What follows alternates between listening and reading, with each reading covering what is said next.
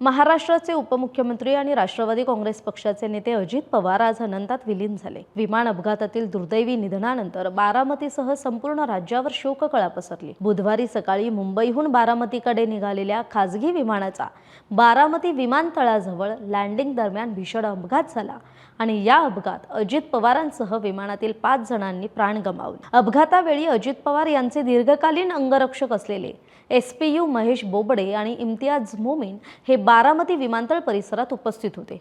अजित पवारांनी लँडिंग पूर्वीच फोनवरून सुरक्षा रक्षकांना संपर्क केला होता। विमान लँड होतंय, तुम्ही आला आहात ना, असा प्रश्न त्यांनी विचारला आणि त्यानंतर काही क्षणातच विमान धावपट्टी जवळच्या शेतात कोसळलं। क्षणात होत्याचं नव्हतं झालं। सुरुवातीला हे एखादं शिकाऊ विमान असावं असा समज झाला, मात्र जीपीएस तपासल्यानंतर हे अजित पवारांचंच विमान असल्याचं निष्पन्न झालं। या धक्क्यानं इम्तियाज मोमीन आणि महेश बोबडे हे दोघेही हादरले।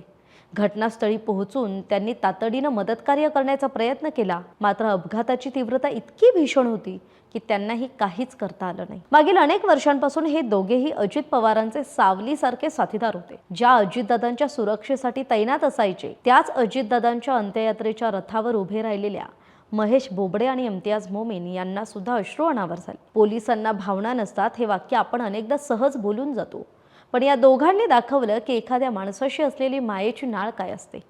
पोलिसांनाही खोलवर मानवी भावना असतात।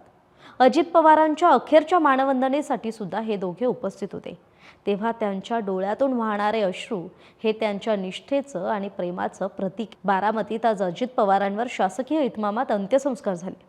अजित पवारांच्या जाण्यानं महाराष्ट्राच्या राजकारणात एक मोठी पोकळी निर्माण झाली आहे, जी कधीही न भरून निघणारी आहे।